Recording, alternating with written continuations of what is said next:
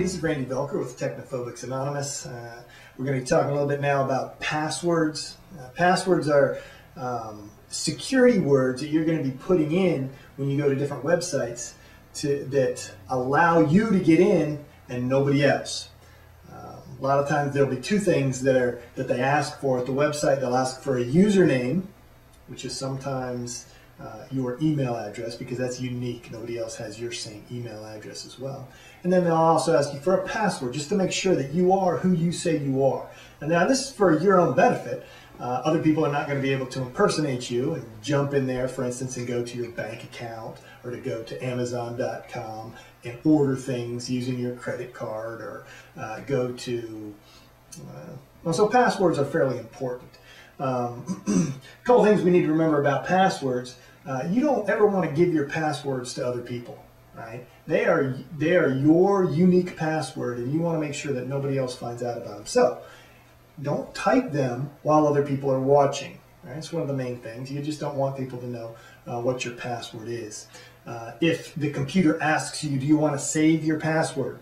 So you don't have to remember it. The next time it'll be in the memory of the computer. If that's your own computer and you're the only one that uses that computer, then that's fine. Go ahead and allow the computer to save your password. It's going to save you time the next time. You know, it'll recognize that you're there. It'll recognize when you put in your username. It'll pull up your password, and you'll be good to go. But if it's a public computer or public terminal, you absolutely do not want to save that password on there, because someone else will then have access to whatever it is that you were, whatever that website is. You want to also be careful with your passwords. You don't want to send it around on email. And we'll talk a little bit about email later on, but emails are analogous to a postcard. When you wouldn't put your password on a postcard and mail the postcard to somebody else. Hey, this is what my password to my bank account is. And email is very similar. Emails are readable by every single person in the chain now. So when you're using emails, you have to remember that it's like using a postcard, that other people can read that email if they wanted to. And so anything that's classified or it's just not secure. All right? So do not put your passwords on an email. If your password ever gets stolen, or somebody sees the password, or you have to give it to someone, then you can just go in there and change your password at whatever website it is. It's not a big deal. Now, you ought to have a password on your own computer as you're getting in, but and you ought to have different levels of passwords. Most sites that you go to are just going to be sites that don't have your credit card information. They don't have your bank account information. They don't have your social security number. They just have your email and a password to make sure that it's really you using that place. You're going to want a lower security password for those. Not a big deal. People might be able to guess it. Even if they did guess that password, there's not a lot that's going to be lost. Right? Now, on the other hand, you want to have a much more secure password on, for instance, Amazon.com, on eBay, anywhere that's going to be taking your credit card information, or at your bank if you're doing online banking. Those need to be secure passwords, and they need to be unique. Don't use the same passwords for one of the non-secure sites, a little cheap password, an easy one, for another site that has your credit card information in there, because someone could access that lower level site, and they just take that and try and run all those usernames and passwords right through Amazon.com, right through eBay. And if you're using the same password for a low level site as for a site that really needs to be secure, they may in fact pop right into your account on Amazon.com, which could be catastrophic, or eBay.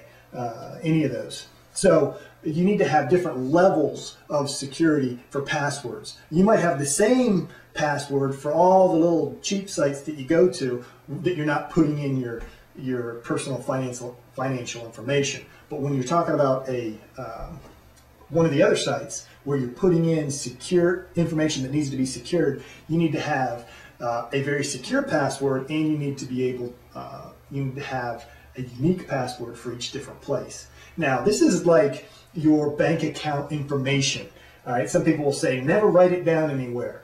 Well, it's going to be real hard as soon as you start surfing around and buying a few things online to remember all the passwords that you have if you're going to different places. Now, what I do, and I write it down. I write down my username, I write down the website, the username, and the password for any site that I go to and start a new account. What I do, and I keep it with me. It's as secure as my bank account information. You have your bank account information written down, you keep it in a file at home. Okay, if someone breaks into your house and gets that information, so be it, they'll have it. And it's basically the same with your password information as well. You need to make sure that your password information, and I just keep it right here and just keep on, as I go to more websites, I put more usernames, passwords, and I keep it with me so that I always have access to those.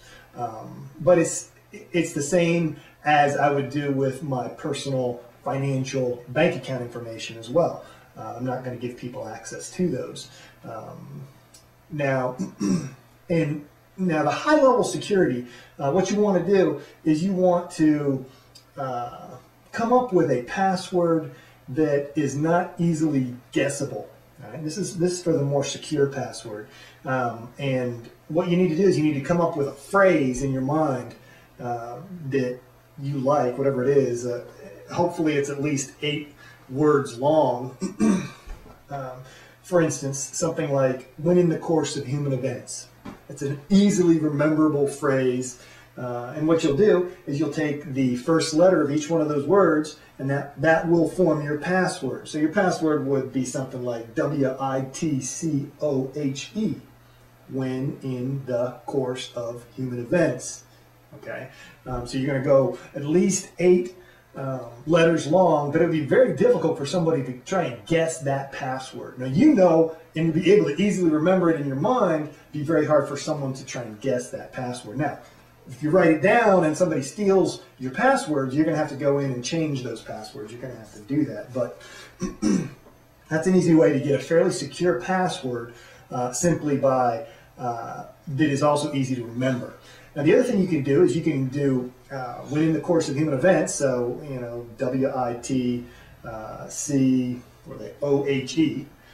and then you can put a couple numbers on the end of that password as well. So when in the course of human events, 88.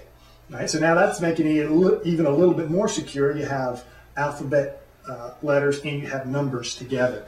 And so maybe what you want to do is you want to have whatever acronym for whatever saying that you can remember. Maybe it's Amazing Grace, how sweet the sound. Okay, or you know, whatever it is that you will be able to remember for a secure password. You take the first letter of each one of those, and then at the different sites, maybe you'll have 777 at the end of it, or 778, 779, and just go on up from there.